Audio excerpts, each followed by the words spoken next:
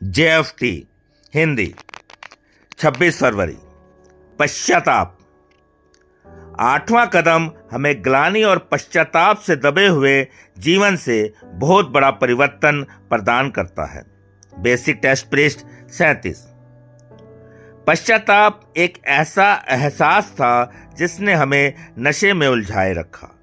हम अपने सक्रिय एडिक्शन के रास्ते में ठोकरें खाते चल रहे थे और अपने पीछे निराशा और तबाही की निशानियां छोड़ते रहे, जिनके बारे में अब बात तक करना भी काफी कष्टदायी है। हमारा पछतावा हमारी समझ से अक्सर बढ़ जाता था कि हम जो कुछ नुकसान अब तक कर चुके हैं उसके बारे में हम कुछ भी नहीं कर सकते।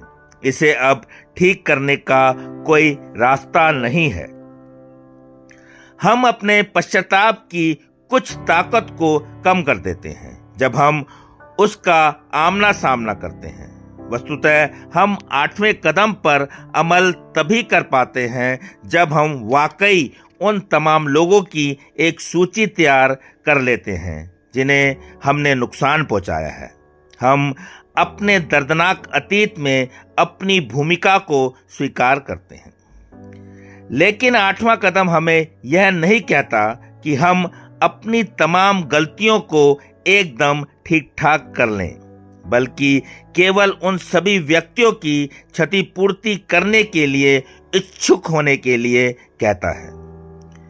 ज्यों ही हम उस नुकसान की भरपाई के लिए इच्छुक हो जाते हैं जो हमने दूसरों को पहुंचाया है, त्यों ही हम इस बात को स्वीकार करने लगते हैं कि हम बदलाव के लिए राजी हैं। इस तरह हम सुधार की उपचार प्रक्रिया को पक्का कर देते हैं।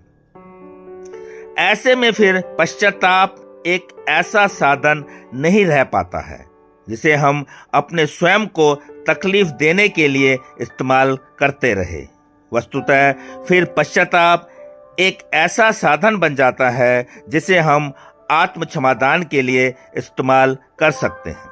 सिर्फ आज के दिन मैं पश्चाताप की किसी भी संवेदना को 12 कदमों द्वारा स्वस्थ लाभ के लिए उन्नति के मार्ग के रूप में इस्तेमाल करूंगा।